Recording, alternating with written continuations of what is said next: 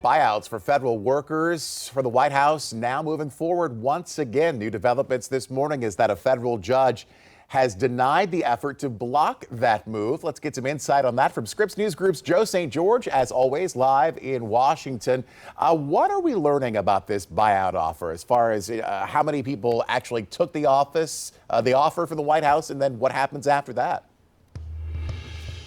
Well, it goes without saying this is a big deal for the Commonwealth of Virginia, especially given the sheer number of federal workers that live in the Commonwealth, from Hampton Roads all the way through Richmond. Remember, a lot of federal workers moved down to closer to the Richmond area from D.C. because of these work from home programs. And of course, Northern Virginia, north of 120,000, north of 140,000 federal workers live in Virginia. Now, as far as what we know in terms of who has taken the buyout, Semaphore, the news publication here in Washington, first to report yesterday, 75,000 federal workers are believed to have taken the buyout, or around that mark.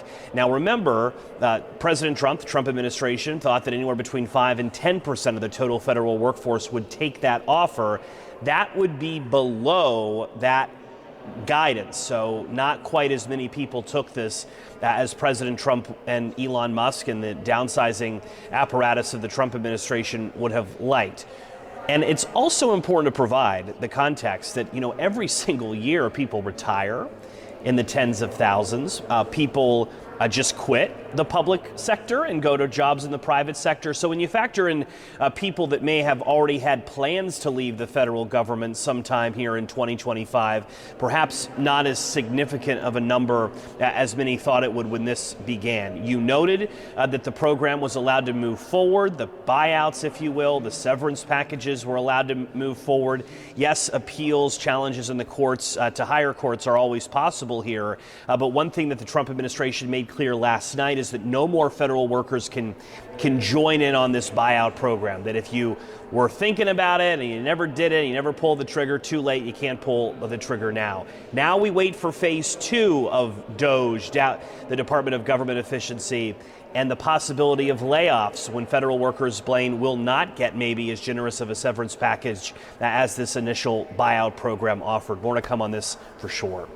Yeah, certainly a lot happening on Capitol Hill. A big day for confirmation hearings, too. The Secretary of Education nominee going before the folks there making that ultimate call today. So what makes this one unique? We know the president's talked about the future of that department, wanting to get rid of it.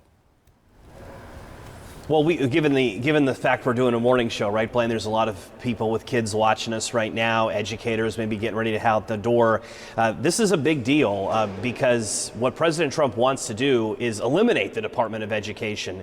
Linda McMahon has been nominated to be Secretary of Education. If that name sounds familiar, she is of the WWE pro wrestling fame, been a close confidant of Trump for years, served as a small business administrator during Trump's first administration. What makes this unique is if she does her job right, she'll be out of a job, and President Trump has said it as much. Now, one of the more frequent questions that I get on social media, people say, okay, what happens if the Department of Education gets eliminated? Well, specific details from McMahon and others, I expect some of that to come out today during today's hearing, but conservatives have laid a blueprint for years on how to do this, return a good chunk of the money to state capitals and have state boards of education decide on what to do with this, and in some cases local districts, and then some of the programs that may not be able to go back to the states, let's say federal loan processing, you put it in another department like the Department of Treasury. But this is one to watch because this has the possibility of impacting your kids at home.